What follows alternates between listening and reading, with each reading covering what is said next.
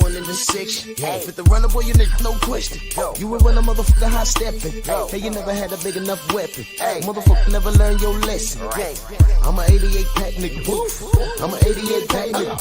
I mean, day walker, drink blood, fangs out, full moon, motherfucker change like a hoe. I'm just a nigga from the hood trying to stack a little cheddar for the money. Yeah, buddy.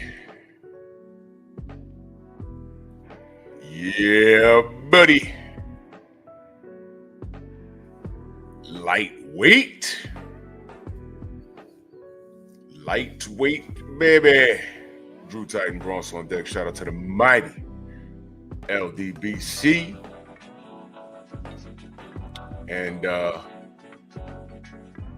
we back, baby.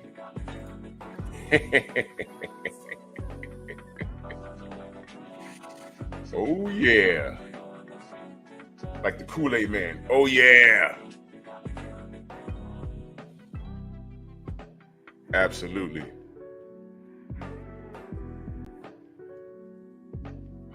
Let's do this roll call.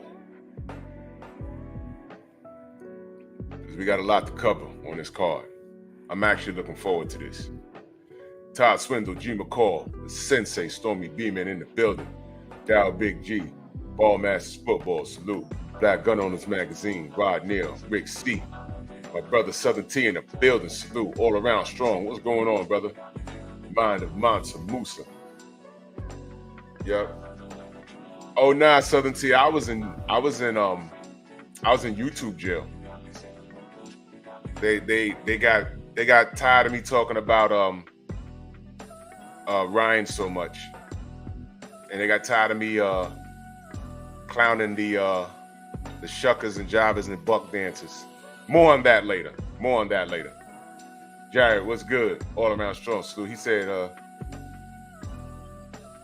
"Oh, you gonna be in the Bronx?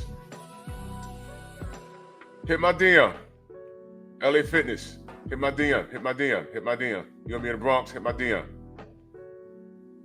We'll get up, actually. Hit my DM. Straight up and down. Hit my DM. LA Fitness. Shaquilla, how are you, ma'am? Good to see you. Dwayne Price. Andrew Gray, Dill Spooley. Chilltown Majors. True Boxing Night. What's going on? Jeff Spark in the building. Let's talk this boxing. Intelligent Savage, salute. Let me see something real quick. Real quick. Let me do this. So nobody's confused ever again.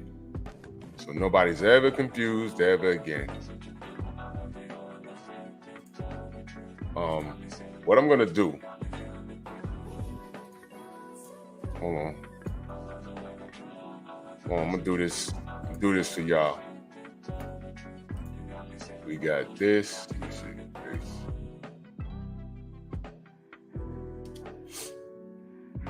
G Brown, Ultimate Fight Club, salute. I'll explain where I've been in a minute. But I'm gonna show y'all where to go in the event that it happens again.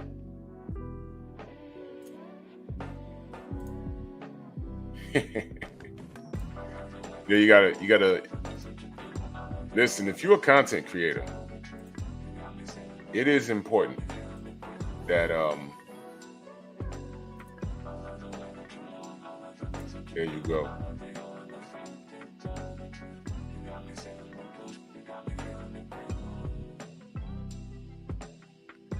Those are my backup channels.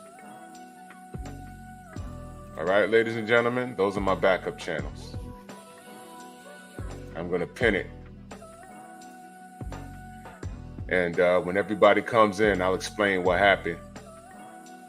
And yeah, those are my two backup channels. One is the Painful Excellence Podcast, and the other is Bear Cave Entertainment. I was cooking on my other two channels the whole time. I'll explain in a minute what happened when everybody shows up. Tony G, what's good? So yeah. Anyway. Here we go. All right, man. It is rider season. Shout out to Turkey Al-Sheikh, His Excellency, because he's been putting it on, right? Anthony, what's good? He's been putting it on. I mean, my goodness. Isn't this what we asked for? This is what we asked for, right? He's been putting it on, man. He's been showing out. You know, so I love it. And contrary to popular belief, this ain't no light work for anybody. I'm gonna go through the card and Adrian Vance, salute. I'm gonna go through the card. Matter of fact, let me pull it up.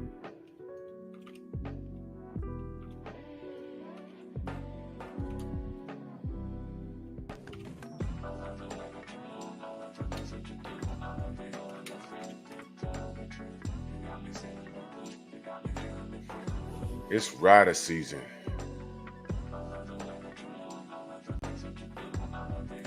I done spelled season wrong.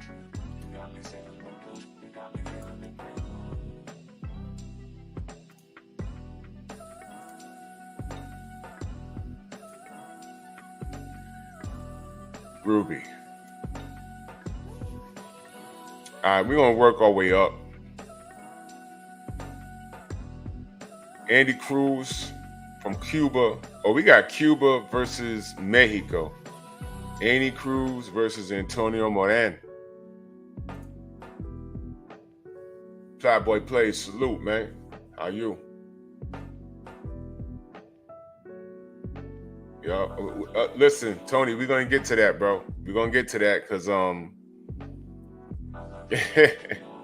look, man, I got a lot to say about that fight. I know Big Baby need to watch out.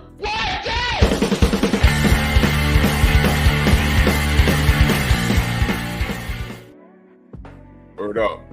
Now, Andy Cruz versus Antonio Moran. That's not going the distance. But here's the thing. I don't know who gonna put out who, to be honest with you. This is a big card for them. This is a big card. This is something that they want to make a statement, and I think that's the opening bout. So, yeah, I think they're gonna show up and show out. They're gonna be going at 100 miles an hour. So I hope their gas tanks are together. But Tay, how are you? That's not going the distance. Nope. That's not going the distance. I promise you, it's not going the distance. So yeah. But I don't want to focus on that too harsh. David Morrell versus I can't even see this guy's name. Radivio J. Kyle. Let me tell you who this guy is. I saw him on a Pro Box card a couple of months ago. He kind of looks like Kelly Pavlik. Fights like him too. He has a high engine, and he ain't coming to lay down. So I think this is David Morrell's first stint at 175. Look, man, I need y'all to understand this is not a gimme fight. It's not a gimme fight. So what needs to happen is Morrell needs to do, if he wants to maintain that aura of invincibility, or at least that he's a major player, because he too will go down to 168 if Canelo come calling. But I don't trust Canelo to do anything that he's supposed to do. Never mind what the fans do, because he has a fan base that they're cool with him doing whatever. But then you got real boxing supporters that's telling him to do the right thing. He don't care. So, you know, to go back to 168, David Morrell will only go for a money fight. That's with Canelo. So if he's going to campaign at 175, that's cool, but he needs to take this fight very seriously. PJH, what up? He needs to take this fight very seriously because this guy has a high engine and he could punch. And I was looking at the poster and I'm like, oh no. And then I Googled the name and then Stormy told me, he says, no, that's the guy that was on that Pro Box card. I said, oh man.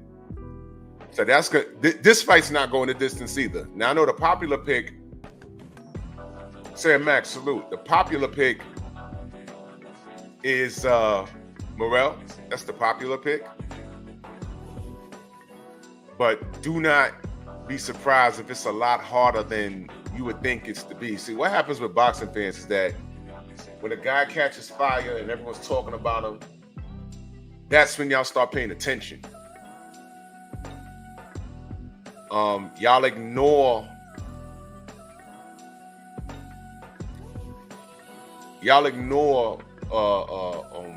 what he's done in the past. Y'all ignore sometimes y'all ignore rankings.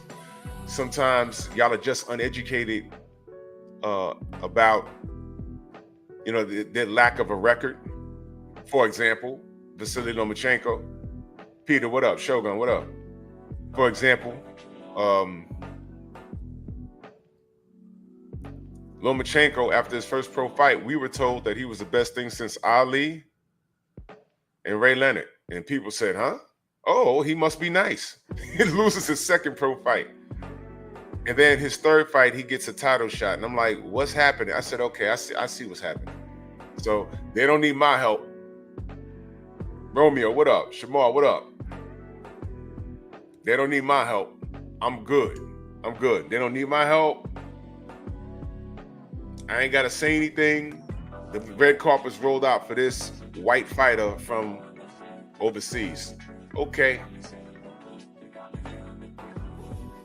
And it's been like that ever since. That's what I'm saying. I never said Loma was trash or nothing like that, but come on, you beat me in the head with that. You told me this guy was Ali and Sugar Ray and lost his second pro fight.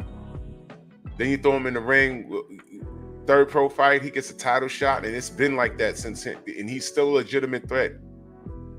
With 3 losses, and I ain't gonna, that's another show, man. I ain't gonna get into all of that, man.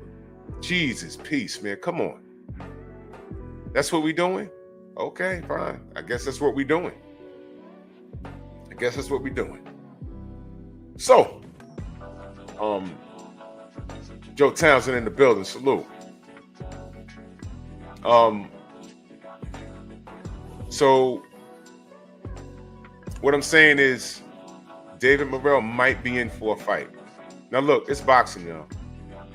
It's boxing. I don't have a crystal ball. But I am saying that all of these fights have the potential to be 50-50 fights where I'm like, I don't know. Turk Al-Sheikh, whether y'all have realized this or not, he's an actual supporter of the sport. He's a fan of the sport. He's not putting together light work. He's not putting these guys in the ring that are just gonna steamroll. He's putting them in the ring with valid competition. TJ, what up? And I'm telling you, if you don't know Morrell's opponent, I told you, I seen him once. And when I figured out, when Stormy said, yo, that's that guy, I was like, oh man. Whew. This is not, don't be surprised, because David Morrell doesn't have like a giant, I know he's from the Cuban school, people like to throw that around, similar to how they throw around the Russian boxing program. And translation, those guys stay in the amateurs until they're like 30. By the time they're 30 and come over here and go pro, they got 1,000 amateur fights, and that's their marketing thing. Oh, he has over 2,000 amateur fights. He only lost 4 of them. 1,000 amateur fights, in 800 of those fights, he was fighting 17-year-olds. So of course he was beating those dudes up, those kids up. And that's how they come up. They get beat up 800 times. You know what I'm saying? Come on, man. And we don't even know if those records is accurate, man. Come on. Like how they tell us we don't know how old King Kong Ortiz or Guillermo Rigondeaux or Morrell, they could be 30. We don't know. They could be older. They could be younger. We don't know. You ever knew a kid that was your age and had an old face? Like he was 404 years. He looked like an Emotep from The Mummy. He was your age. Come on, man. So come on. We don't know. We don't know. But that's the same marketing. Cuba's marketing is similar. They're really good boxers. We've seen it. Rigo, Ortiz, Morrell. We're celebrating Morrell right now. Who else? Oh, Irsandy Lara. Really good. Really good. Terrell, what's good? Adrian Vent. Yeah, man. So, I'm just saying, do not be surprised if you're sitting there watching Morrell and you're like, I thought he was. No, he is. It's just that this guy, he's at 175 now, and this guy's, he's not coming to lay down. But again, y'all, don't be coming back to me tomorrow. Oh, well, you said, no. I said that these are 50-50 fights. The potential to be 50-50 fights. Morrell could go in there and knock this dude out in one round, for all I know. But I'm saying don't be surprised if he go in there and start knocking Morrell around the ring. Don't come back to me talking about, oh, well, you know, this guy, Morrell, was overrated. No. It's this guy. This guy's good.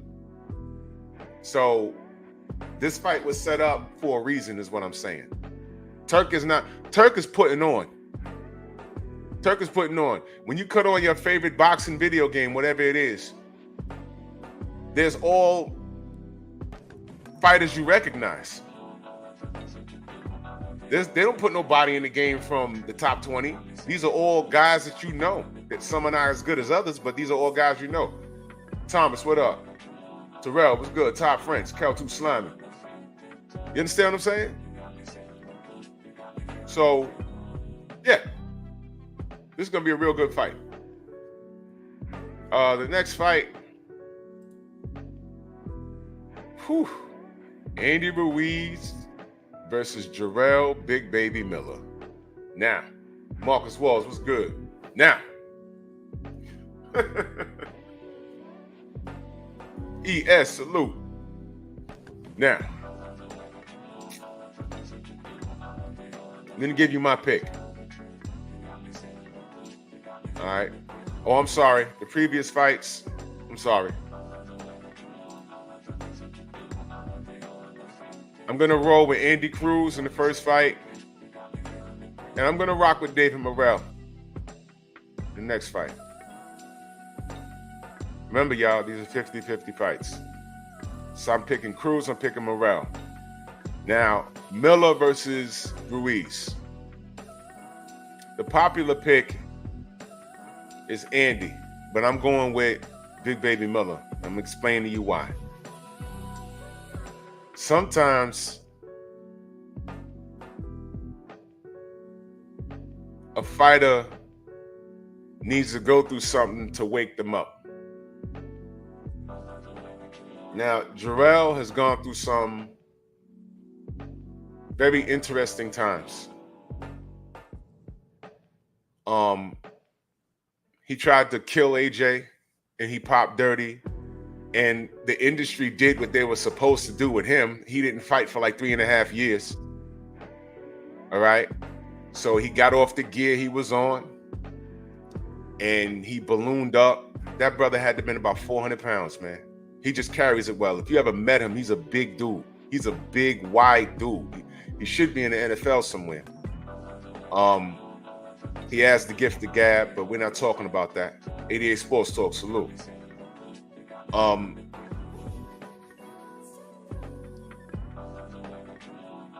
He gets in there with Daniel Dubois. Now, if you remember, I picked Dubois to beat him because of the inactivity, because I felt that Dubois was he was the better boxer. And I said, you know, part of Jarrell's thing is he eats a lot of punches Jarrell's not really a powerful puncher, but he mauls you, and he had a high tank. But then when I saw him for the Dubois fight, I said, number one, how much of that tank that he was on, how much of that cardio that he had, because the mystique behind it was that he was over 300 pounds and he had a high engine. But how much of that was the gear that he was on? How much of that? We don't know. And then when he got off it, he had like a little comeback fight. And then when he got to Dubois, he was overweight. For heavyweight, he was still overweight because I seen him physically looking better. And I said, J. Bean, what up, man? Almighty Law, salute. So I said, I don't like that. So I picked Daniel Dubois to win, and I said, that fight's gonna get won down the stretch. In that fight, believe it or not, the popular pick was Jarrell Miller. He was the popular pick because he's labeled as what? A quitter. He quit against Joe Joyce. They said he quit against Usyk. More on that when I talk about Dubois leading up to his AJ fight. I picked Dubois to beat him. And I said, man, this fight's going to get one down the stretch because Jarrell's going to see something that he's never seen before. And I think the world of boxing got Dubois really goofed up. They put a label on him that he didn't deserve. So, down the stretch, Jarrell got tired, and those punches started to hurt. And he stopped them. He finished on his feet, but he stopped them. I was listening to the press conference yesterday, and everything I just said about Jarrell Miller, it was true. He said I wasn't in shape, and I got tired at the end. And I said, that's honest. He also said he lost 50 pounds. Now, let me take it a step back. He was suspended for like 3.5 years. We didn't see him. I didn't even know he was coming back. He came back. He lost the Dubois fight. Then, if you remember, he goes to Florida and they arrest him for strong arm robbery, something about a car.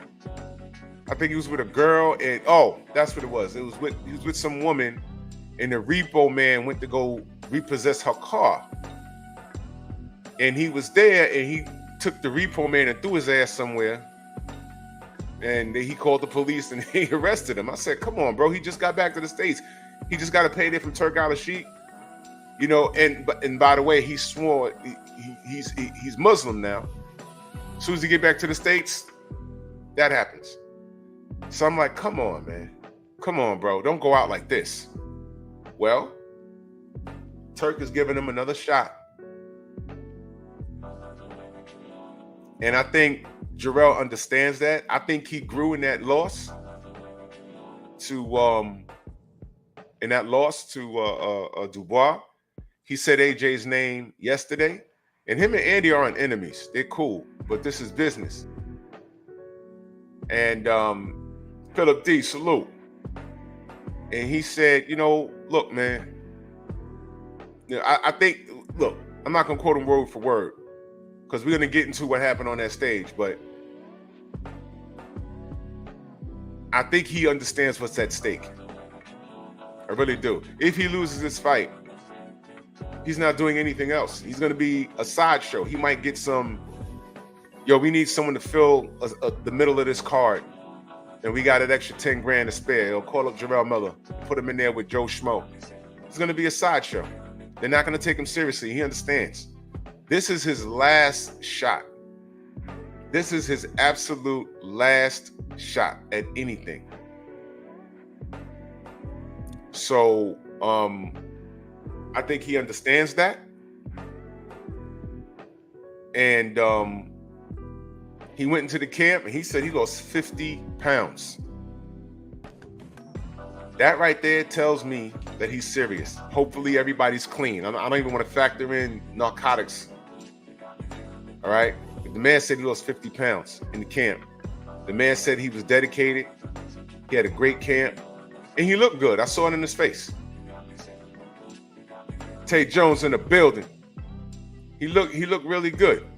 He looked good, and I was like, oh man, okay.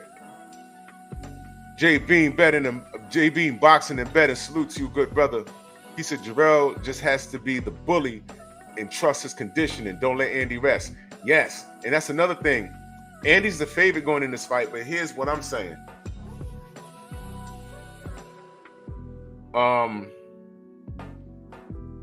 I know, Stormy. People ain't. Yo, listen. Let me take a step back there real quick. If David Morrell loses this fight, it's not a fluke. Y'all got to do homework on that. I can't. Khaledzik, I can't say his name. Do some homework on that guy. This fight was made for a reason. Morrell is in for, again, it's boxing, y'all. Morrell can go in there and steamroll this guy. But I don't think that's going to happen. It's going to be difficult. And if Morrell wins this fight, because I'm going with Morrell, but if Morrell wins this fight, that, to me, that's going to be one of his signature wins. In his small record, that's going to be one of his signature wins. But getting back to Andy Ruiz. Andy Ruiz ain't been in the ring in 2 years, y'all. And he's a favorite. I know he's a favorite because Jarrell's coming off of a loss. But Jarrell's been busy. He got right back in camp and lost 50 pounds. He looks rededicated, and he understands what's at stake. And he stood there. He said, yo, how am I going to fight AJ? And I think he said Dubois' name again, so he wants to run it back.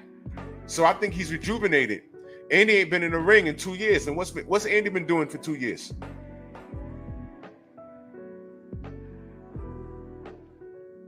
You know what he was doing? I think he got a divorce. He went through an ugly divorce. And he started dating, some model. Y'all know how that is. Listen, the thing with Andy, and I like Andy's story, man. Y'all know, I ain't got nothing bad to say about Andy other than I would like for him to keep his weight under control. Prince Savage, salute. Andy, he's the typical dude that got a hold of a bag and didn't know what to do with his bread.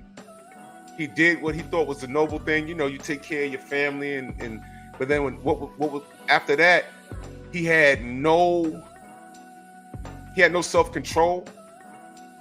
Eddie Hearn knew just what he was doing by bringing him off the States and said, we're going to go fight in Saudi. And literally they fed him. And Andy, I thought he was taking his training seriously. You see him in the gym and the Instagram posts with him. And then, he takes his shirt off in Saudi and he looked like Butterbean. And I said, oh my gosh, man. And AJ didn't have to take any risks. He didn't have to take any risks. He didn't have to take any risk. Michael Ray, salute. And he did. He did price himself out with Wilder. He didn't take any risk in that fight. And AJ beat him with a jab. And Andy wasn't physically capable to close the distance and make AJ fight him. Oh, I got you. I got you, Prince.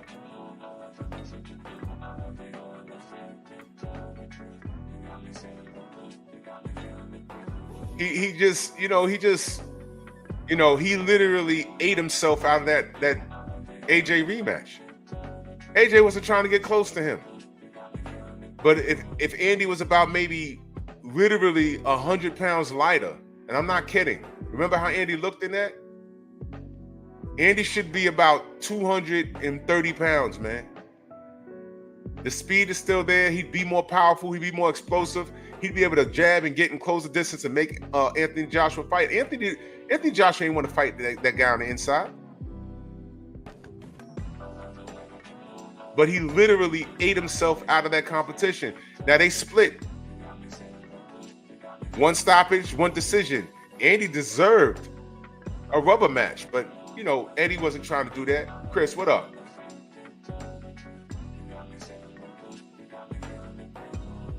So I was disappointed.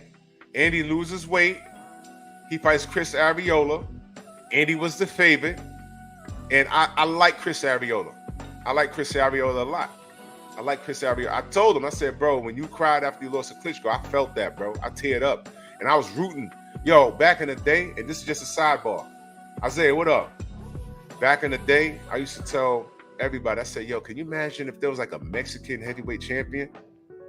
Can you imagine like a 6'3" Mexican champion with the skills of like Juan Miro Marquez or Eric Morales? I said, can you imagine that? I said, he'd be a problem. Enter Chris Ariola. And you remember what they used to say about Chris? They used to say Chris Ariola had a weight problem. And he did. And he didn't have the skill set as the names I mentioned, but he was tough, man. He was tough. And I was really rooting for him because that was exciting, because normally when we think Mexicans don't get that big. They don't get that big. And we had one. I said, man, this right here. And when he got that Klitschko shot, he just couldn't do it, bro. He couldn't close the distance, man. And but I was rooting for him though. I was rooting for him. So by the time they made the Andy Ruiz Chris Ariola fight, Andy was the favorite. And do y'all remember that first round?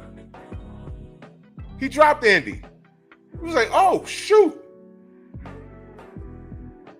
He dropped, and now we looking at Andy, and it turned out to be a really good fight. Some people felt Chris won. And now we're like, wait a minute. What's up with Andy? What's up with Andy? Hold on, y'all.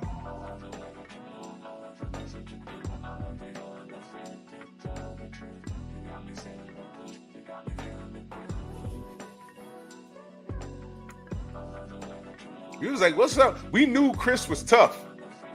We was like, what's up with Andy? Was that a fluke against AJ? Look, man, I was like, look, man. Styles make fights, and, Chris was never a walk in the park. But Andy was supposed to get him out of there maybe in 7 rounds, the most. He didn't do it. It was actually a great fight. And again, a lot of people thought that Chris won that fight. I got to go look at it again, because I was just sitting there like, what's happening? Well, Chris had to remind y'all who he is. The Wilder Ariola fight was lit. That was a fight. I think that was a fight where Deontay broke his hand in that fight. I don't remember. But Ariola is still a solid guy. So now Andy been out the ring.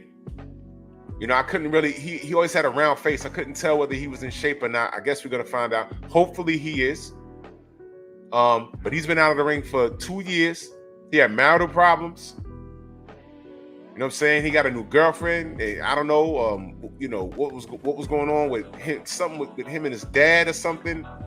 I don't know what was going on over there. I don't know what was going on. But the inactivity, and we all know he has a lack of discipline in the kitchen. Now, Big Baby said, I lost 50 pounds. I don't recall Andy saying that. But with all things being equal, if Andy's in shape, we all know what Andy could do.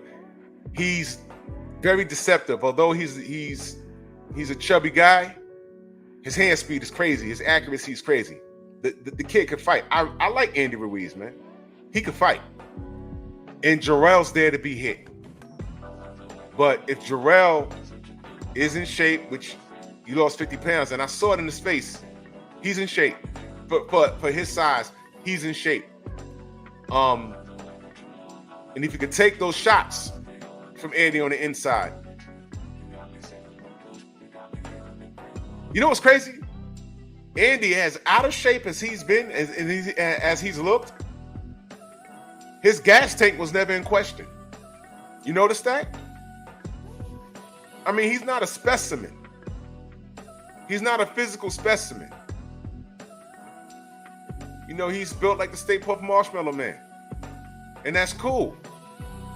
But you notice his gas tank was never in question. How he is from round 1 is how he's been whenever you see him go the distance. So, Andy's legit. Andy's legit. But I think the inactivity and, you know, Lord knows what else. I think Big Baby has grown. I think Big Baby has grown. He's grown. He's matured between the Dubois fight and now. You come back home, you get arrested. He probably thought it was over after the arrest. You know, I don't know what he made. He probably touched a couple of M's. You know, you were Turk, that's nothing. And then you come home and you get in trouble thinking it's over, and then you get a phone call, yo, we got Andy Ruiz for you. And rededicated. He sounded rededicated. So yeah. He sounds very rededicated. So, you know, I'm gonna pick Jarrell for this fight. 50-50 fight. And I know Andy is a popular pick. But we don't know what Andy been doing all this time. So we know what Jarrell Miller's been doing. And as soon as he said he dropped 50 pounds, I said, okay, that's dedication right there. And I don't think it was, here's the thing, I don't think it was a fat camp for Miller. I think he was just putting in work. And as he put in work, the weight just came off. Remember, they had heavyweight. There's no, you don't have to do that. Yeah, give me a minute, Mansa Musa, give me a minute. I'll open up the panel in like 20 minutes. So I think he's dedicated. I think he's dedicated. And again, it's heavyweight division, y'all. There's no weight. There's no weight. So this is good. I think he was just in there working and just checking the scale. And, you know, wait a minute.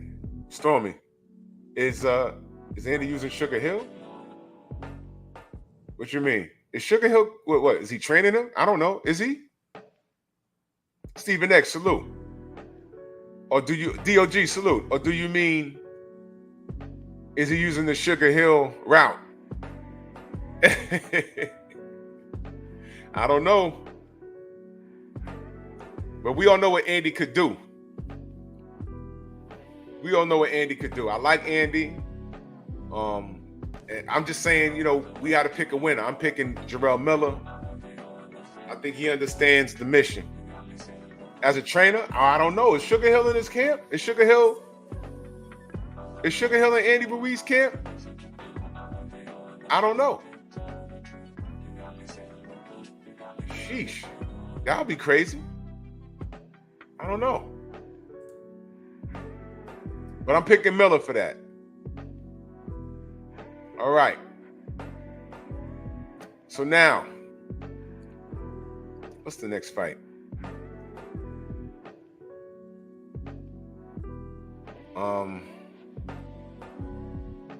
Wait a minute.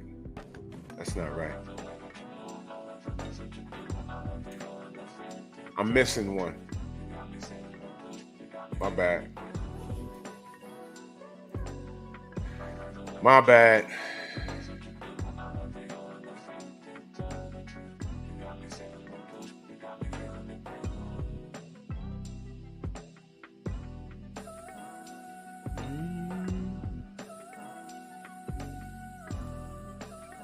Okay, let's get to it, y'all.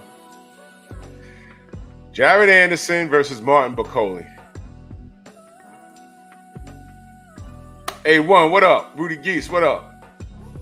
Jared Anderson versus Martin Bakole. Shabazz, salute.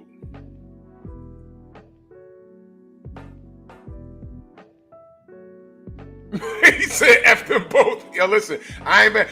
We just picking winners. I ain't mad at you for that. Yo, we just picking winners. Andy been doing some work with Freddie Roach. Okay.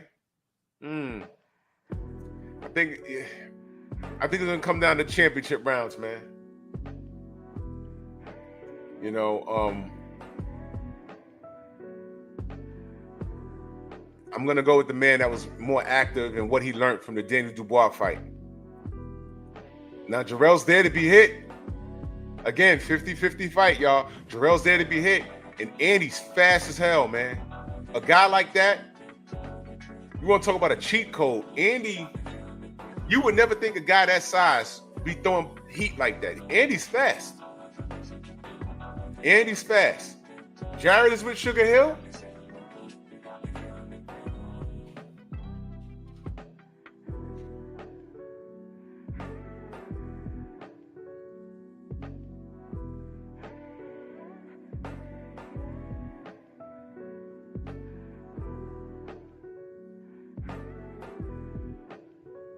Whack, jack, smack.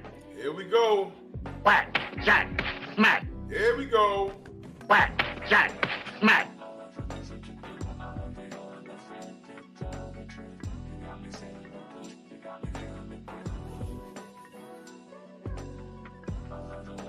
Big Baby is with Sugar Hill. Oh, man.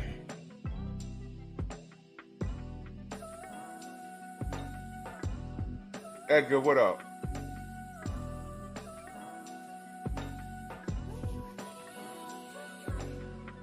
All right, wait a minute, y'all. Wait. Does my unconditional detest for Sugar Hill, is that about to... Audacity, what up? Is that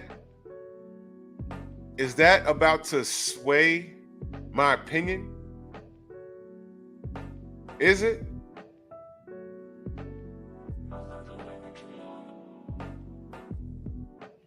All right, you know what? I'm gonna leave it where it is. I'm picking Jarrell Miller to win.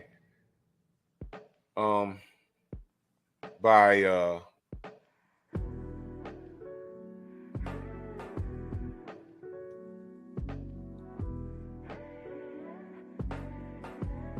majority decision. Tone, what up? I'm gonna pick Jarrell Miller to win by majority decision. That's what I'm gonna do.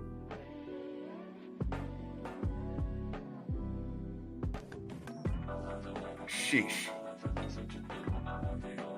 And y'all know Andy doesn't have a reputation of getting tired.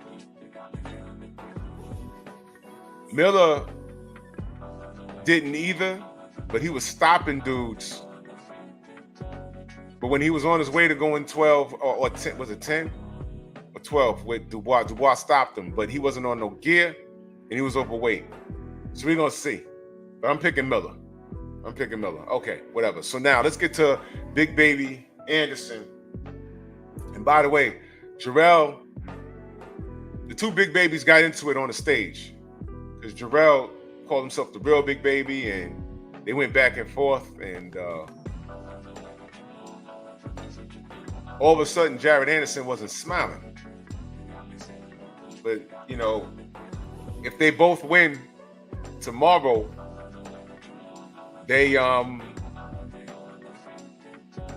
there's no doubt that they have a clash ahead of it. It's gonna be a clash, but they have to win, and I have to pick a winner, and I am picking Bacoli to stop Jared Anderson, and I'm gonna tell you why. Just my opinion. I could be wrong. I could be absolutely wrong. But it's boxing. I have to pick a winner. Here's why I'm picking Bacoli. First of all, Bacoli, come to find out, is the best kept secret in boxing, in the heavyweight division. Everybody in the UK at least knows who he is. They bring him in as a sparring partner. I heard he knocked out Dubois in sparring. That happened. Just like how we heard Dubois knocked out AJ in sparring. I heard this guy knocked out Dubois in sparring. He's one of those guys, you bring him in to get you ready for things. And one of the things I noticed, because I heard the name, he's African, right? Heard the name before. He fought Michael Hunter, I believe, right? And he was on Michael Hunter's ass too.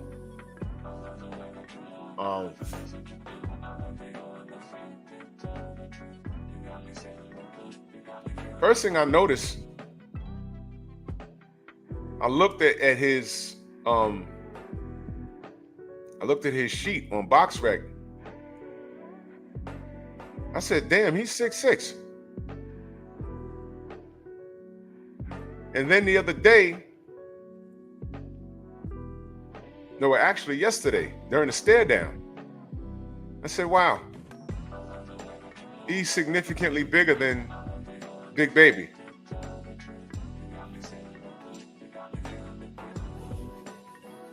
Now, why is that important?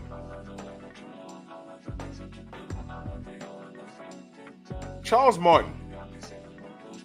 Y'all remember that fight? Charles Martin came in on like 2 weeks' notice to fight Jared Anderson. And he was picked to get his behind beat. And next thing you know, we in round 4. Martin's losing, but we in round 4. Then round 5. Then round 6. And I'm like, what's going on? Martin's his ring IQ, his professionalism, the intangibles started to kick in. And then something happened late in the fight. Y'all remember what happened in that fight? Martin started to put punches together. A tired, out of shape Charles Martin. You know what I saw? When he started throwing punches back to Anderson, that Supreme B, salute. That look on his face, you know, he normally has that smirk. That disappeared. And I'm looking around like, uh-oh. What's happening here? Put him on the back foot. When Martin started to throw punches, he landed. And all of a sudden, that smirk, he turned into a little boy. He looked like the bully that actually got punched in the face for the first time. And it's like, oh, snap. They ain't supposed to be hitting me back. So he put Jared on the back foot. He looked horrible. I was like, what is going on here? What is he doing? When Charles Martin started to put punches together, 2 things was happening in that ring. First of all, he was landing. Heard the audience, and that took effect on Jared Anderson. I saw it in the corner after the round ended. And I don't remember if they went right to the corner, but he knew he was in the damn fight. And I said, oh man, is this what happens when you hit him back? I don't like that about him. You see, when I always say we put coats on these fighters and they haven't been tested, when we be like, yo, pump your brakes, pump your brakes, pump your brakes. I know he got star power. He has whatever country or city or state behind him. I get it. But I want to see them. I want to see how they react when they're in the trenches. Example, I love Xander Zayas. I love Xander Zayas. He has a look about him. He looks like every one of these Puerto Rican kids that walk around my city. So they identify with him. That's number one. Number two, you need a Puerto Rican superstar that can fight in New York on the Saturday on the eve of the Puerto Rican Day Parade. That's like tradition. You need that. I like Xander Zayas. So far, so good.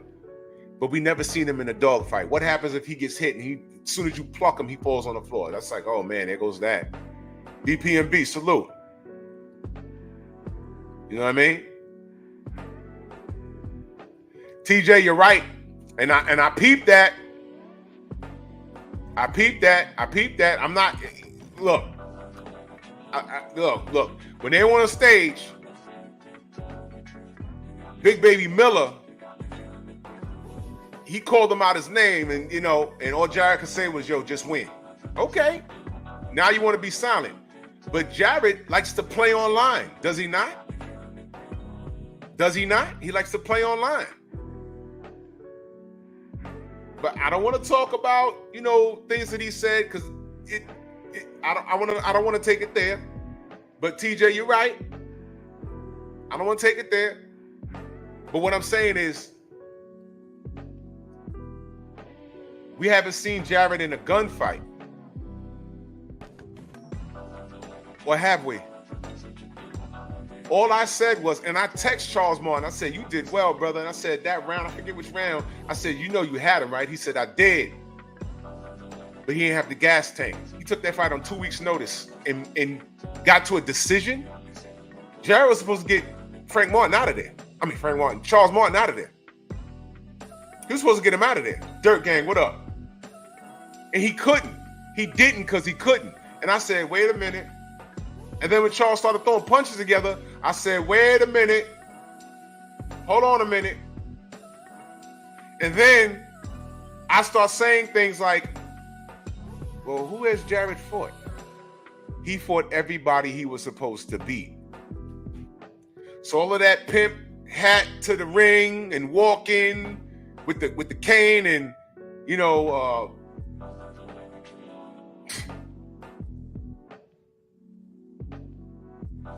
because you know what happened after that Charles Martin fight? And here they go. They mess with my connection. Here they go. Del Rib, salute. There you go. You know what happened? All of that Jay Prince. I'm affiliated with Jay Prince. Jay Prince can't help you. Because eventually you're going to have to fight somebody. After the Charles Martin fight, do you remember what happened? First of all, that was the fight. I was looking like, why they got a dog in the locker room? Oh, that's his security dog. I said, excuse, that's his what? And I had to ask the queens of the ring. I said, wait a minute, were y'all just jiving or, They said, no, he has a security dog. Why would a 6'3" or 4" grown man need a security? Oh, he got mental problems. Wait a minute. Wait a minute. And then after the fight, do you remember what you saw in the locker room? Other than the dog? He was laying on his mother's bosom like she was on some "it's okay, baby." Wait a minute. What's wrong with him? And then the Roy Jones thing happened. But before that, and I was like, was that an isolated incident? No. Sometimes you can catch someone on a bad day and they're just emotional because they got a lot of stuff on their mind. No. That plus the security dog and him laying on his mother's bosom. I said, the brother won. What is he? Oh, no. Do you trust that kid to wave that American flag and say, this is my heavyweight, this is the next American heavyweight? I don't. I'm sorry. I don't. I've seen too much.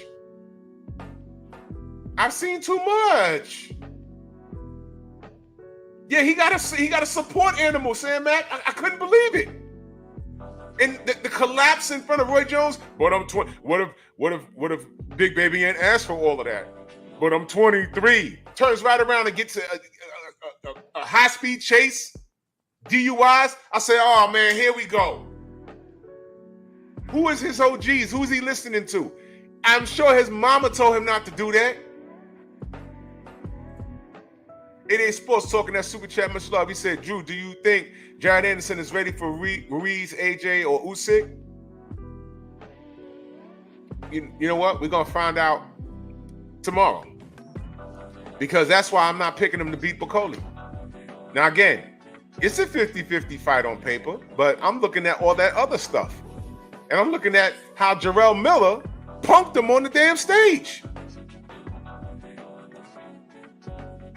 He literally put his head down, had his shades on. From what I saw, because I was in and out. Maybe y'all saw something. JC, Gerard, what up? Maybe y'all saw something I didn't. He just said, yo, just win. All right, you want to be a man of minimum words on the stage. But he's another kid. I'm going to call him a kid because he's 24 now. That couldn't stay off of social media.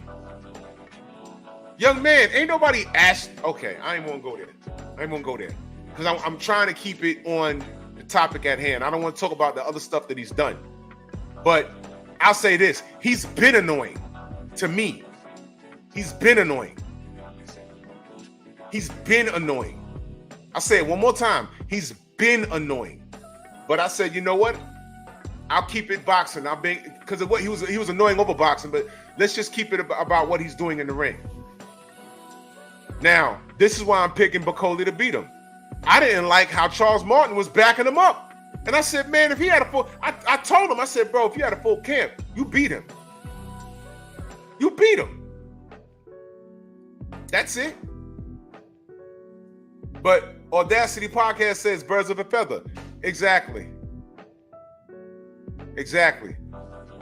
He hangs with Shakur. Those kids are all running around on Twitter just talking. Anyone in my age group, we didn't grow up talking. I threw hands. Now they get paid to throw hands. All right, fight somebody. What I'm saying is, this is his first official fight. We didn't know it was going to be Charles Martin. You know what I got from that fight?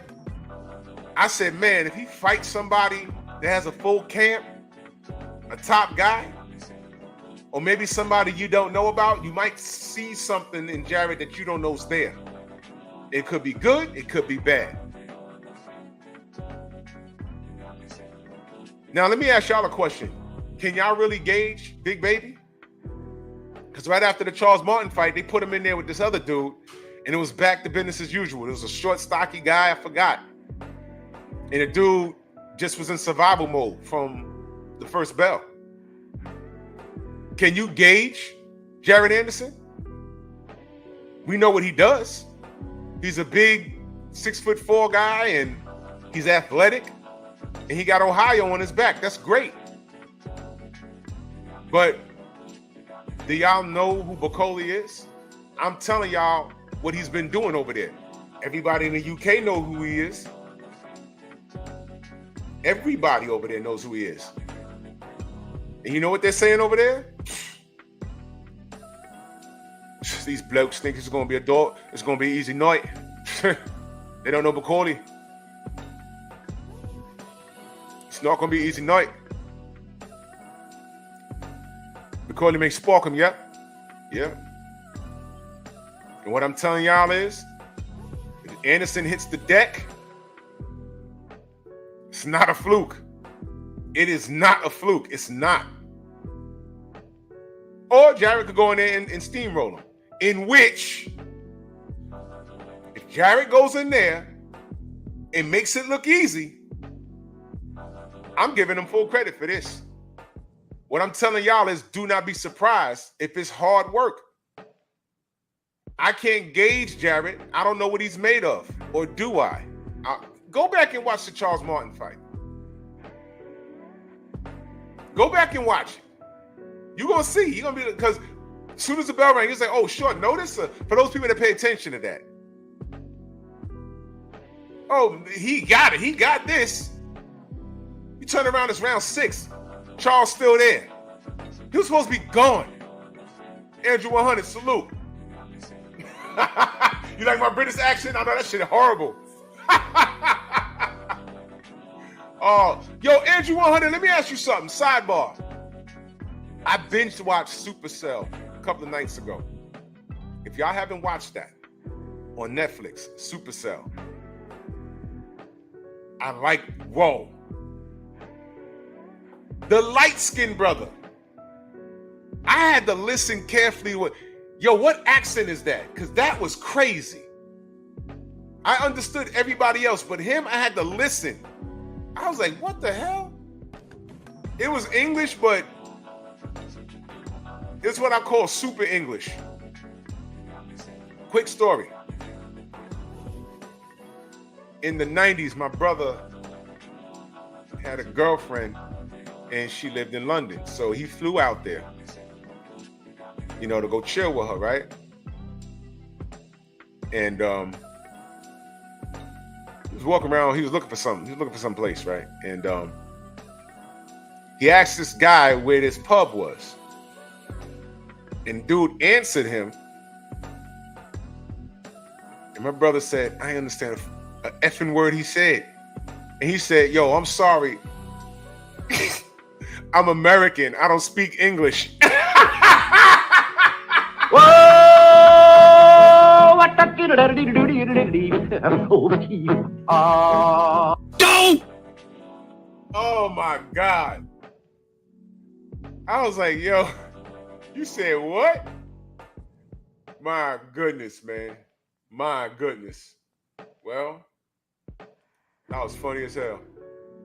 But he says, nah, you can understand what the majority of them say, but he said that there's some people that are like, I don't know what that is, man. He said it was English, but I was like, what? Go.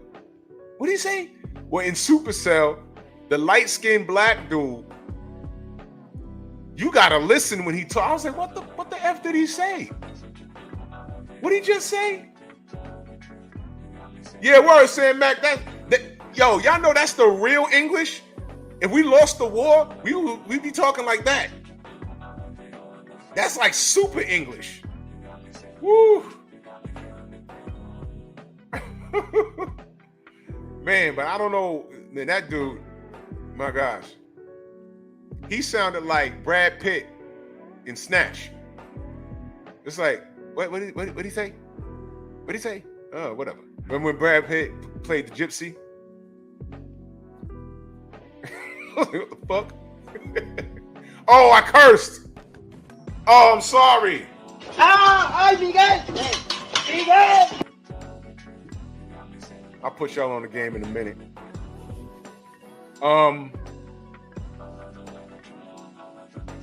Yeah, Bacoli's very durable, but now, watch this. Bacoli is very durable, but so was Joe Joyce.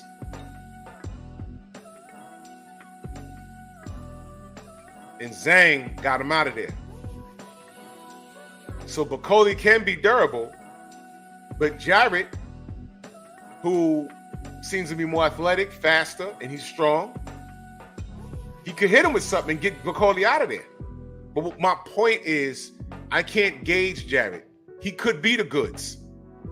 And I'm not talking about all that, the Twitter stuff. That's just, I've accepted that that's what these kids do. I don't like it. That's just not what I do. But he's a big kid. He's athletic. He's fast. And he got some pop. So Bacoli can be durable. But what happens if Bacoli get hit with something he don't see? Because we all knew we liked Joe Joyce because he's a big robot and he's an exciting fighter to watch.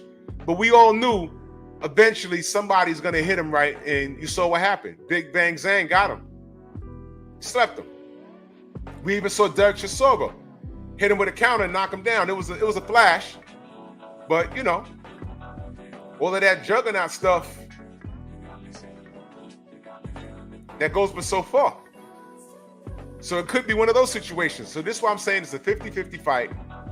But I'm going to pick Bacoli because I didn't like what I seen in the Charles Martin fight. And a lot of people were sitting back saying, well, he won that fight. Go look at the parts that he didn't win. That's the best way I can gauge a fighter. You could look great beating up everybody you're supposed to beat up. You could look great. But I didn't like what I saw when he was on the back foot. He looked scared. He looked confused. Yeah, it's called this guy's fighting back. He's a veteran. But you thought he was just going to lay down for you? But I'm 23. Exactly. Things like that. Now, all of that stuff. And he won that fight. And they put the camera in the back. And he's laying on his mother's bosom. And the dog's walking around. I'm like, what's going on? He won. What is he doing? And then you find out he has mental issues. When is that going to show up? If he hits Bacoli a few times and everything he's done previously doesn't work on him, and he has to think outside the box, and while he's trying to figure stuff out, Bacoli lands something on him, now he's on the back foot. How's he going to react? Oh man, he hit me. Oh God, what are they screaming at? Now he's worried about the audience. We don't know what kind of person he is when he's in the dogfight. But Coley's just walking around smiling. It's not registering to him. The moment's not registering. It's like, I don't care. He said his accent sounds thicker than Peppa Pig. If y'all got kids, y'all know what he's saying. Peppa Pig, that whole family's British. That's funny. Exactly, Stormy. Let me highlight that. But Coley, that too. But Coley throws combinations. He's not a pop shot single puncher fighter. He's a 3-4s and mores. Yeah. That's why he's different from Joe Joyce. But Coley throws combos. This might be a problem for Jarrett. Or we could see a side of Jarrett that we've never seen before. But I have to... Look, I don't like this fight for Jarrett. If you're a Jarrett Anderson fan, you're rooting for Jarrett, and I get it. But this ain't it. But it's boxing. You got to take things like this. And the fact that, Jarrell was on stage sunning him, I was like, yo, he wasn't even playing. The demeanor that I expect these kids to have on Twitter, I expect them to have it in real life. He wasn't playful on that stage when the quote-unquote real big baby was on the stage barking at him. Oh, Ruiz was right there, but he was looking over here like, yeah, you more effer, da-da-da-da-da. You know how Jarrell Miller is. Brooklyn came out of him. And Ohio was just sitting there. Yo, just win. I was like, you ain't no snappy comebacks, what's going on? Where's the guy on Twitter? You and Shakur, where's the guy on Twitter? I'm sorry, I have to park here for a second.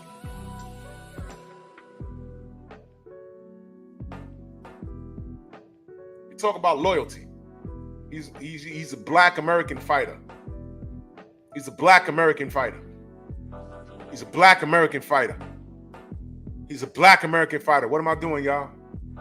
I want y'all to understand where I'm going. As soon as Deontay lost to Joseph Parker, what did that kid do?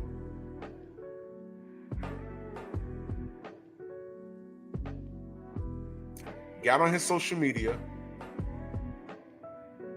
and said something about salute to Joseph Parker. Always trying to write people off. Stupid butts. I told y'all he was going to win. Yeah?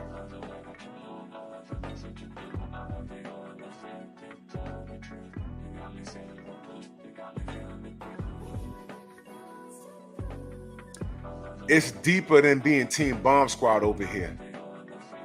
But what do I tell y'all about a code that we are never on? Find one Samoan that rooted against Joseph Parker. You won't find one.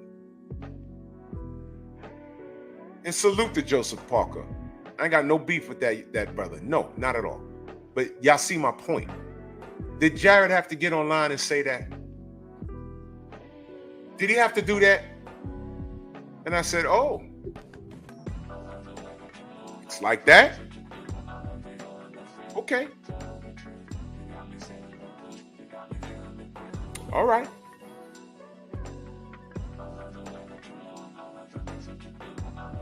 Y'all remember when they closed up Fury's camp for COVID and that was a complete lie? Speaking of Joseph Parker.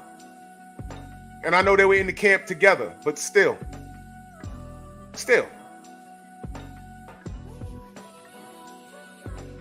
Joseph's he's on code. I expect him to be on code.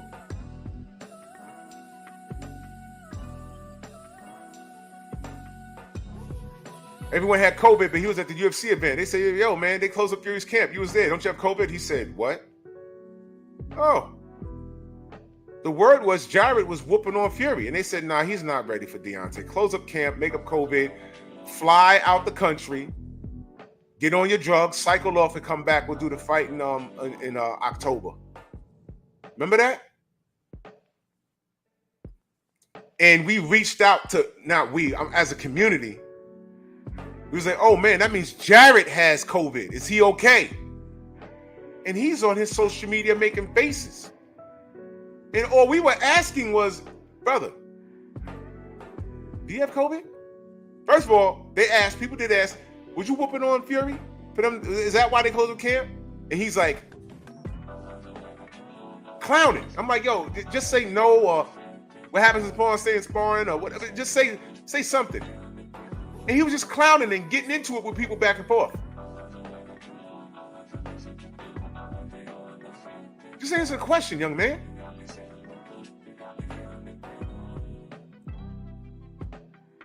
Do you have COVID? He's clowning. If that was something that they were going to do, Team Fury should have said, okay, when you leave here, don't say nothing. You've been paid. Don't say anything. What does he do? He gets online and starts leaving all these questions. Like, you know, like when I say leaving questions, we asking things, he's not answering. He's playing online. I didn't appreciate that because what was happening was serious. Then when I speak about a code, if you knew, and I don't care if they paid you, brother, if you knew that they were doing that, you knew what they were about to do to your brother.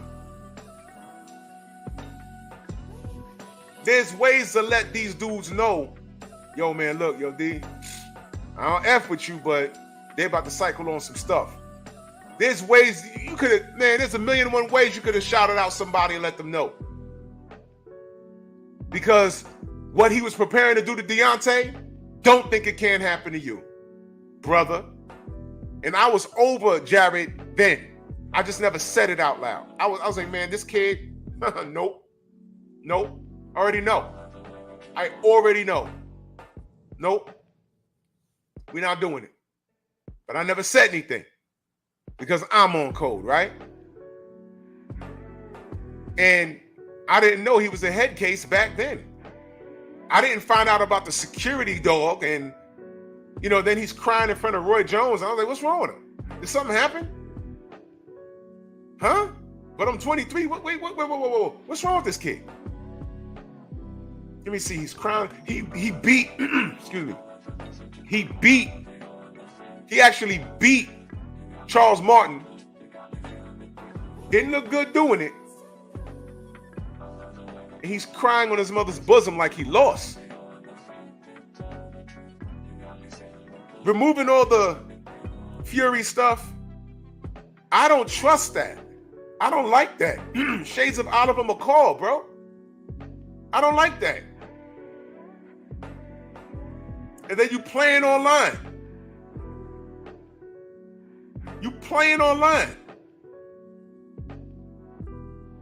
Stupid butts. I'm like, what is he talking? Okay, all right.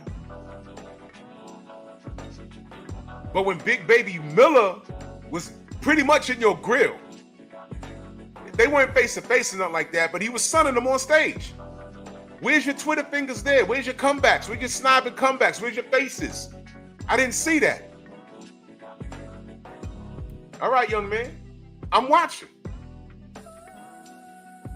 Okay, yeah. He's focused on Bacoli.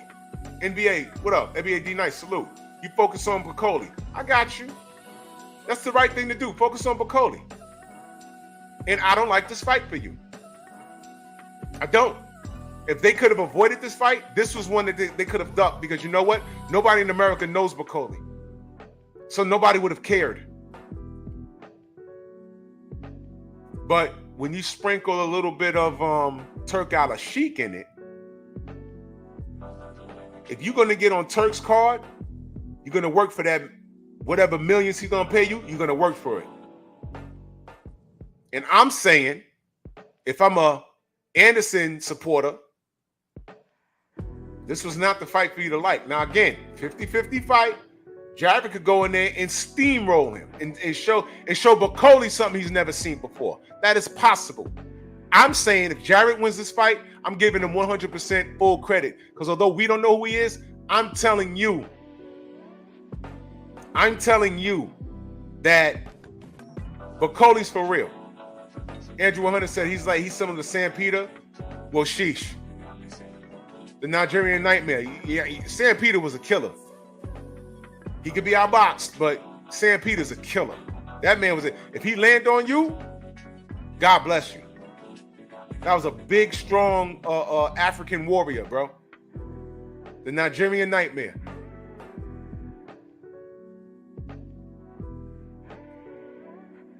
So this is to me, if Charles Martin had a full camp, I think he'd have beat Anderson. So I'm going to say this is Jared Anderson's second real opponent. Charles Martin was the first, and that was off a 2-week camp. This is his second. Bacoli's had a full camp. This guy's bigger than him and strong. And if Jared wins, I don't care if it's by decision or split decision, it's a legitimate win for Jared. This ain't no walk in the park, man. Can Jared win? Absolutely. Now I want y'all to be I want to be very clear. I don't like Jared Anderson. I don't like his demeanor. I don't like his behavior. I don't. But if he goes in there and he wins, that's a good thing for him, right? There's boxing and then there's personal opinions. My personal opinion has nothing to do with what Jared can or cannot do in that ring. He has all the tools, but I'm worried about his brain. I'm worried about his mind, his mental. I didn't like all that stuff. And then the DUIs and the car chases. Come on, bro. Don't be the N-word, the ERs, as Ryan Garcia would call us. Don't be the ERs that they peg us to be. Because I got your mugshot off the DUI. I still don't got Sergey Kovalev's. Are you paying attention? Stupid butts, right? Are you paying attention? And, I saw his mama, I ain't see his daddy, though. I saw his mama, I ain't see his daddy, though. I saw his mama, I ain't see his daddy, though. Okay. Stupid butts. Okay. I'm watching you now. You got to be picture perfect. That's my opinion. 50-50 fight, but I'm picking Bacoli. Not because of anything else that I've shared with y'all. I'm just saying this guy hasn't been tested, and I ain't like what I seen when Charles Martin was putting it on him on a 2-week camp. I ain't like that. That's concerning. And if Bacoli starts to walk forward like on some Frankenstein and start throwing combinations, and he's like, oh, what do I do? Come on, bro. Come on, bro. Yeah, Gnarly Ray, that's what he said. I'm like, bro, what is he doing? All right, but there is no code. I don't trust these young kids. They're not black. They are something else. They're possessed by the spirit of OJ. I'm not black, I'm OJ. Okay. Yep. So, let's talk about Isaac Cruz versus Jose Venezuela, El Rayo. I ain't gonna stay long on this one. I'm picking El Rayo to win. He's the bigger guy. He's a better boxer. And El Rayo could crack. Do not be surprised if Cruz hits the deck. Maybe because he's hurt, or when he's throwing those wide punches, he might get caught in exchange. You got to remember, listen, Tank is a midget, but Isaac is a midget like him too. And he got to y'all remember Little Mac can Punch Out? He got to jump to hit people in the face.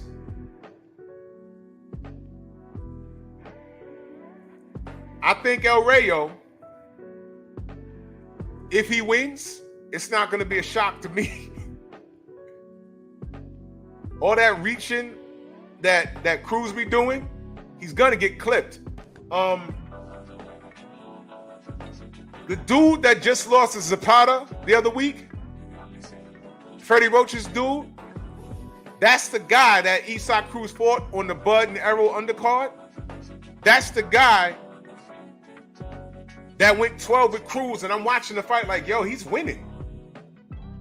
But they gave it to Cruz. It was after that fight, I said, yo, Isak is a one-trick pony. People don't understand that. They're going to start putting him in the ring with people that don't know how to box him. Because this kid, Freddie Roach's kid, who just lost to Zapata, that's the guy that I felt beat Cruz. That's the guy. I said he outboxed him.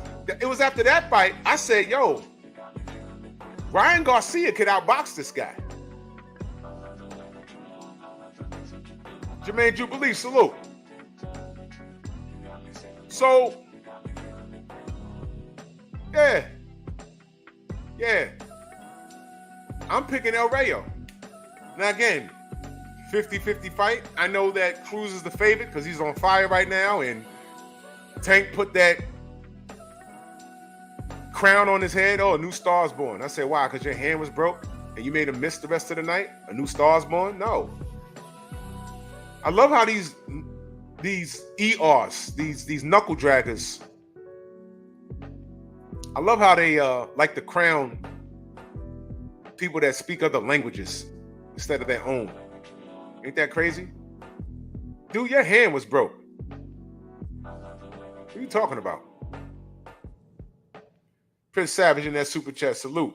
He says, and no one ever brings up that little never jabs. Yo, bro, he don't jab. He really tries to be like Mike Tyson. Mike Tyson used to come in with a jab, though. This dude just, and then tries to take your head off. And if you are not a smart boxer like Rolly Romero, you're going to get caught. El Rayo could box. I think Cruz is going to come out on fire. And if he doesn't land something substantial, because if he does land on you, he's going to maul you. Which is why Cruz is the favorite. But I think El Rayo is going to slow it down. And of course, you see the size difference. And I think El Rayo, in this fight, his strength is going to be underestimated. I think he's gonna tie him up on the inside, confuse him. All right? In the championship rounds, he's gonna rack up points. And while Cruz is swinging for the fences, he might get caught. And he might get a flash knockdown, or he might get seriously hurt because El Rayo could punch. Ask Chris Colbert, Elmo, ask him. He's still laying face down in Brooklyn somewhere. Shout out to him. Take that. That's what you get for wearing a sombrero, stupid. Can't stand that kid. That's another. What's with these kids? Who's raising them? So yeah, I'm picking El Rayo by unanimous decision. But don't be surprised if someone goes to sleep.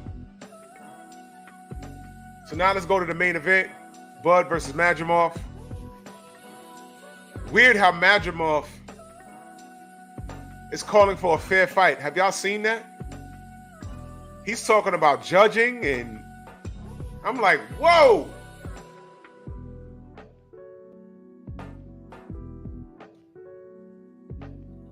Are you? Wait a minute. Are you insinuating that there's cheating in boxing, Israel Madrimov?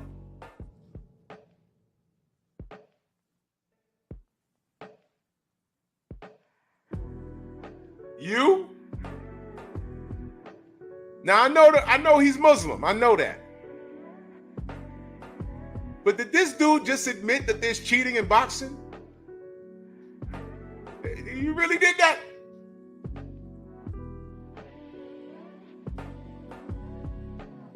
In a Bud Crawford fight?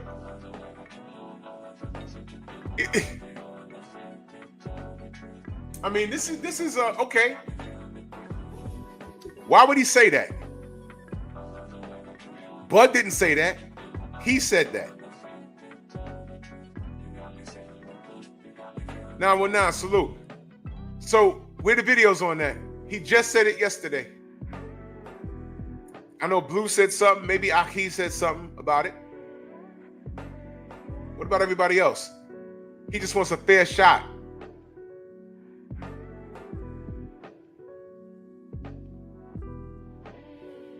What are you trying to say? If it goes 12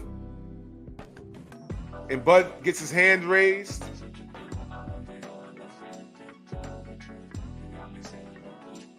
NBA D Nice, I didn't. Listen, man. I'll discuss how disgusting these kids are on Monday. These kids are disgusting. Nobody, and I mean nobody black. When Ryan's suspension is up, nobody black should want to fight this kid at all. Fighting him is to get him paid. Nobody black should be wanting to deal with this kid, man. You know, these kids, they have no loyalty, they have no knowledge of self. And a lot of these kids are raised by single moms. Or they don't have a father in their life. Or their father, or they know who their father is, but he was a crackhead or something. Or just absent. Two dumbs don't make a scholar. It don't work like that.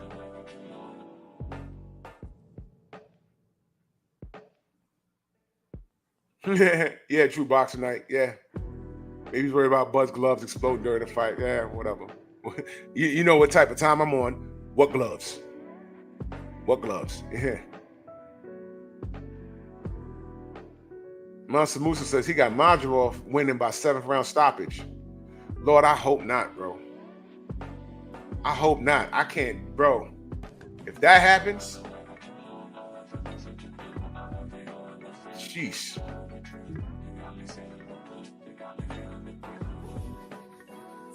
If that happens, oh my gosh, that's gonna be ugly, bro. That's gonna be ugly. I mean,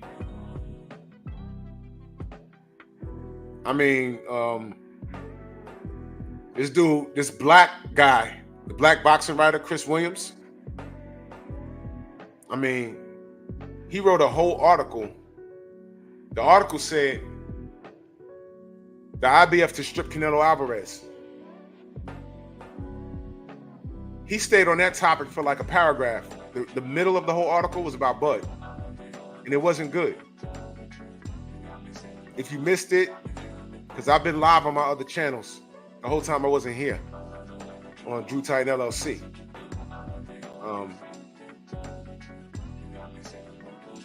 This guy, you know,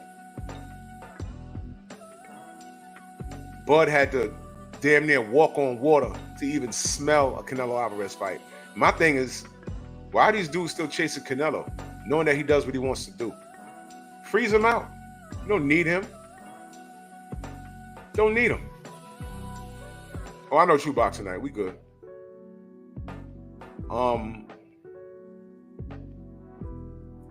But let me explain to you what happened here on Drew Titan LLC. 2 weeks ago, the last live I did,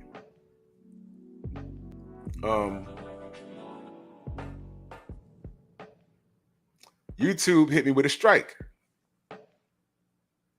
Didn't even know they did that. I done went through my whole day and I came in and I said, why can't I upload on my... Then I looked, I said, oh, I got a strike. And they said that something about my content violated community standards. And I said, oh, that's cute.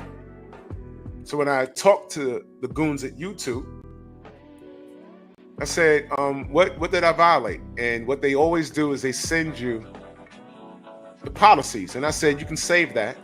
I know the policy's better than you. So I say, well, what was it exactly? What did I say? They told me to hold on.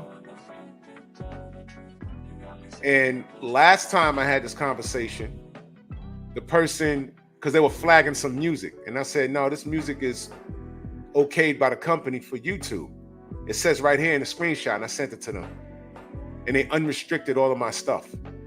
So I'm like, yo, there's somebody really trying to like go in.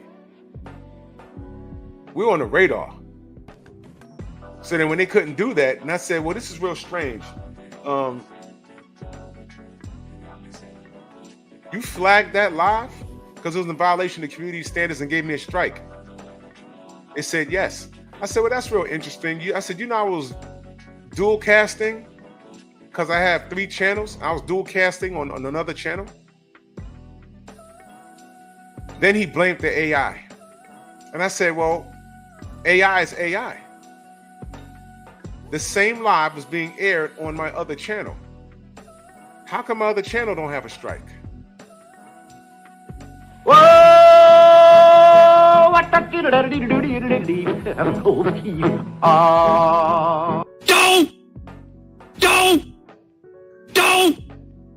Don't!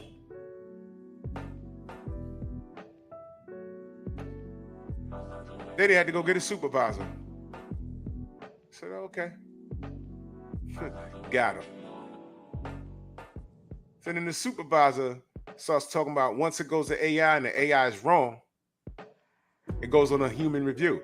I said, speaking of human review, because now you're taking it off of AI. Automatically, when you upload stuff, I have to automatically request a review. I know exactly when they started doing that, but that's okay. And then it takes you 7 or 8 days to properly review my stuff. I said, okay. But mind you, I've been documenting all of this stuff. It takes time. So then I said, well, oh, we had a troll in the chat? Oh, okay, it's all good. He's here watching me because I'm gorgeous. So then I said to them, I said, look, I understand if it's a strike, but I said the same live stream was being aired on another channel. Logically, my other channel should have got a strike.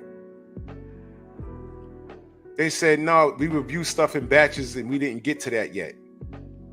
And don't worry, you're not gonna, because I removed it. But I said, no, AI is AI.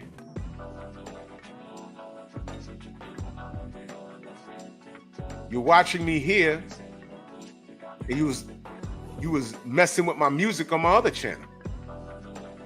So somebody's watching me, but you missed that? It'd have been different if I had 2 strikes. So I said, no. So now I was stuck on that. I said, how, I said, you guys really seem to play with my channel when I do 2 things. When I talk about Ryan Garcia and Canelo Alvarez, that's one thing.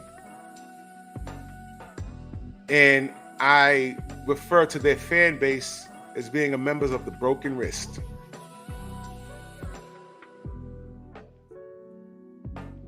I said, I don't get this headache when I'm playing a monkey video, when I'm calling black people out of their name. Y'all love that. Y'all leave me alone. And then I brought up the live stream that they, y'all remember when I was going in on Ryan Garcia? It was a pop-up live. I was going in on them and they zapped my feed. And I said, I didn't even do anything. Now, normally when YouTube zaps your feed, they give you a strike right there. I started a whole new live 3 minutes later. And I was cooking. There was like 400 people in here. So after that live, I said, no, let me contact them. So I did. And I said, well, what happened? And they started blaming AI. And I said, okay, AI? I said, I didn't violate anything.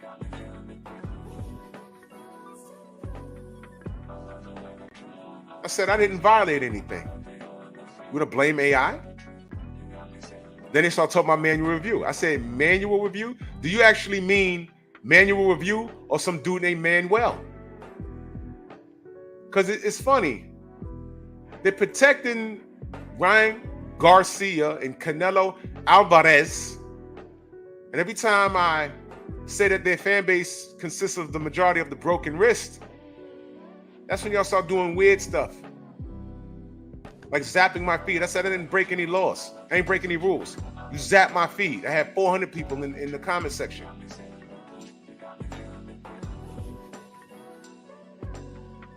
Then I get an email. Great news. It's okay. And then they put it back up. Really? That was the same day I asked them. I said, who's monitoring my stuff to be doing this? I said, I didn't do anything. The person I was talking to said, not me, in caps. Oh, you didn't justify it by business. You just said, not me, in caps. So I ain't blaming you, young man, or binary, or whatever you kids do today. Awfully strange with your guilty conscience. I said, no, it's okay. And then they flagged me 2 weeks ago. That's why you haven't seen me on this channel. So pinned are the links to my other 2 channels, Bear Cave Entertainment and the Painful Excellence Podcast. Those are my other 2 channels. Go over there and subscribe. If you're a content creator, by the way, always have a backup channel for things like this. They messed up when they did that. That's my point. And the cat's out the bag. They messed up.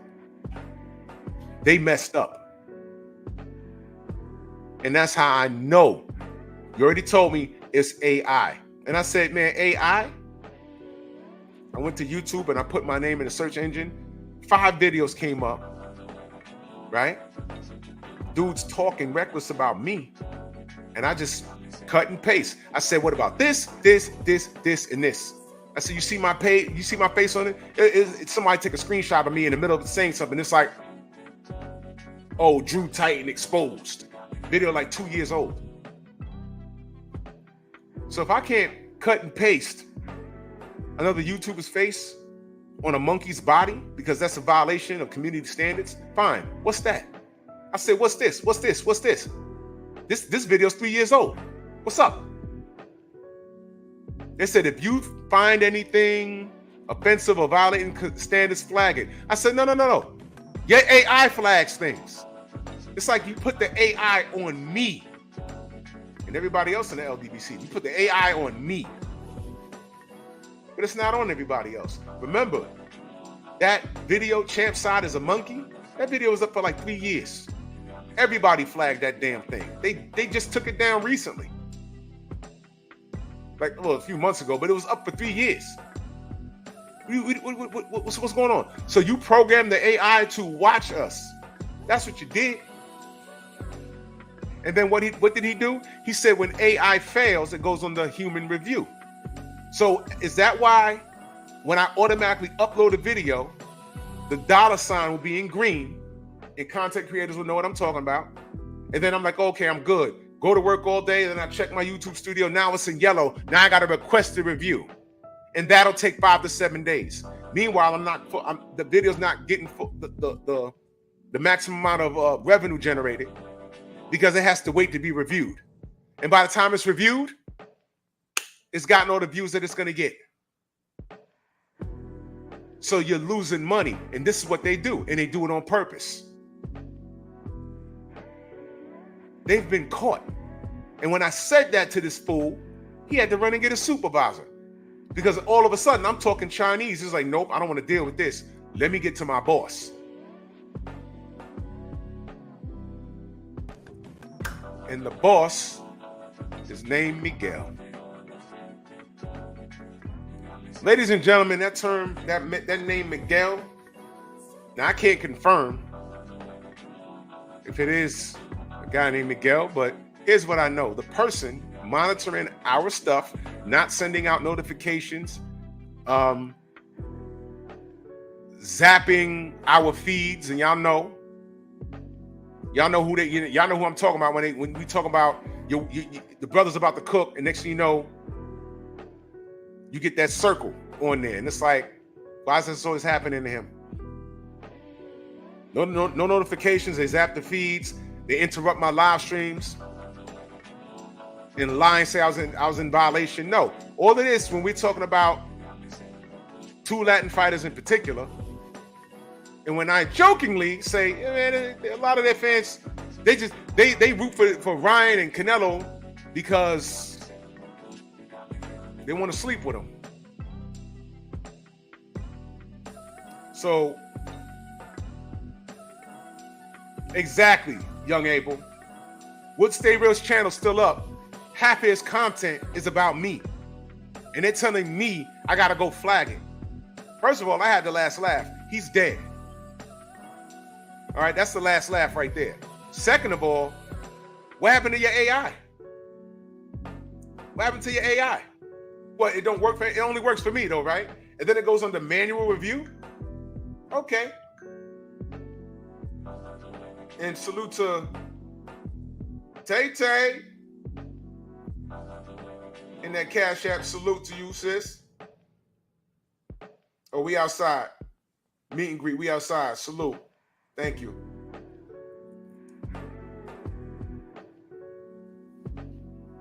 So he put it on AI. And when I said, okay, so the AI is programmed to watch me, he put it on Skynet. So Skynet was supposed to watch me. And I said, no, the AI is still wrong. Then they say it goes on the manual review. So Manuel review. So when Manuel reviewed it, he told his boyfriend, Miguel, don't send out no notifications. If he says one bad word about our community, and they're both hugged up on a futon with a big old rainbow flag over their bed, streaks, brown streaks on the wall, slipping on semen when they get off the damn couch, whole time with nipple rings, they watching my live streams. As soon as he say something about Ryan, we going to get him. ¡Ay, Miguel! ¡Miguel! Right in the poop chute.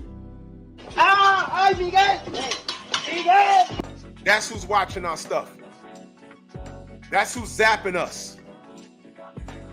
That's who's doing it. And I put it in writing. I'm clowning right now, but I put it in writing. I said, it seems like this is a witch hunt.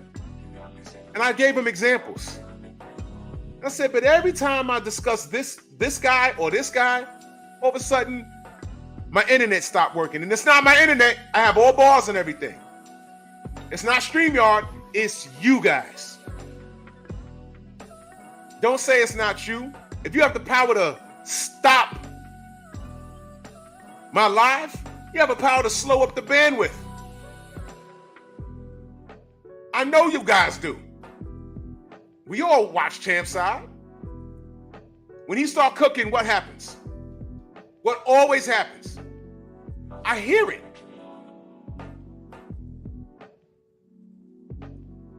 That's why I tell y'all, look, super chats are appreciated, but let me tell you something. I'm telling you guys,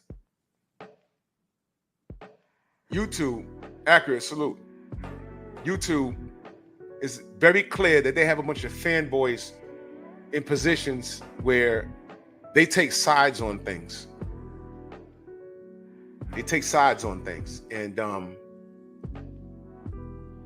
being serious. If we are discussing something and we're on it for months and they disagree with our position, they will do things like not send out notifications. YouTube is a private company. They do what they want.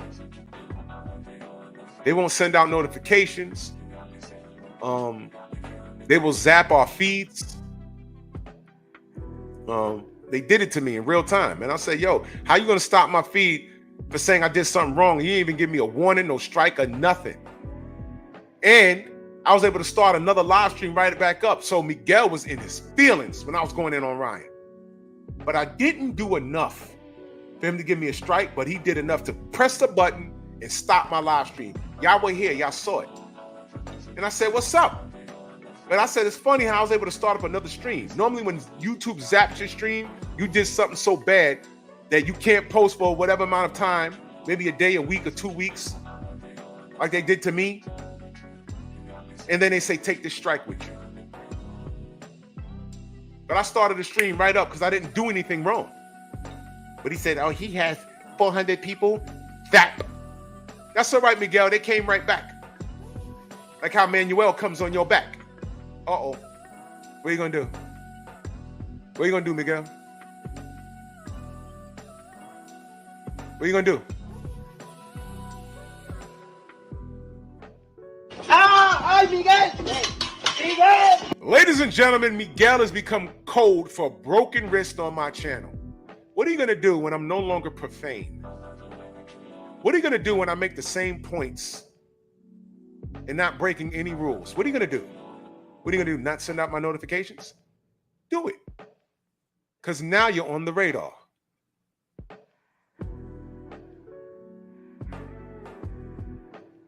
I had a conversation with a lot of people over these last 2 weeks. And surprise, surprise, I'm not the only person dealing with this. So I need you, Miguel, to be Miguel. Because the spotlight's on you. And it's going to be real funny if I find out your name is really Miguel. Oh, that's going to be real rich. Your name could be rich. And your bias and you playing God is going to make me real rich.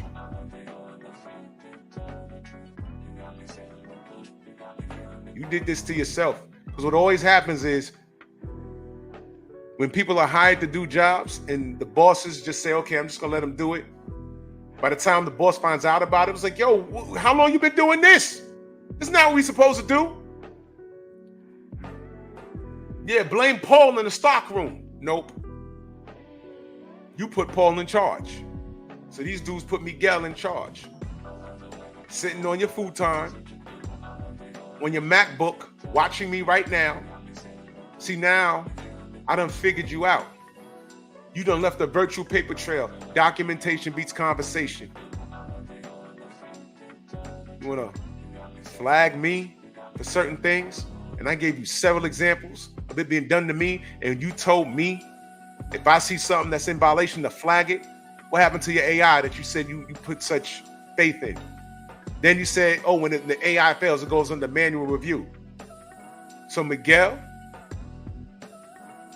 is watching my stuff? Is that why it takes so long to review my stuff? You done stepped in it. Because there's several things I refer these fools to. Far worse than anything I could ever do. Videos are older and everything. Y'all done stepped in it because now I'm on you. Not like how you want, but I'm on you. You love a monkey video, but I can't talk about Ryan or Canelo. I can't talk about them, but you love a monkey video. ¡Ay, Miguel! ¡Miguel! Your wrist is crazy flexible.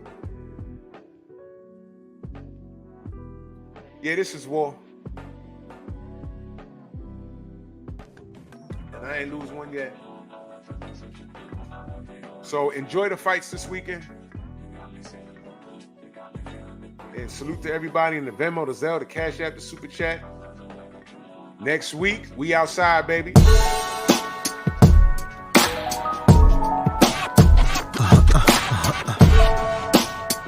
Yeah.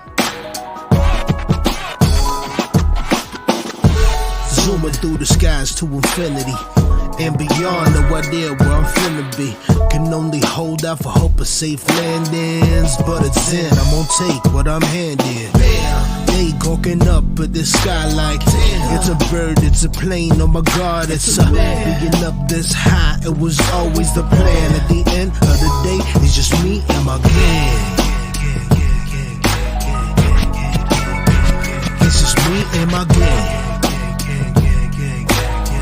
At the end of the day, it's just me and my gang. Simple syllabic sonics written about the subject. Supersonic speed, the way people get on it. Sick of infinitesimal problems, slipping through cracks in my conscience. If this beat was a prison, then I'm a convict.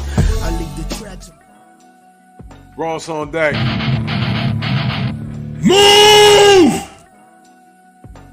Why are you gay? Who says I'm gay? You are gay.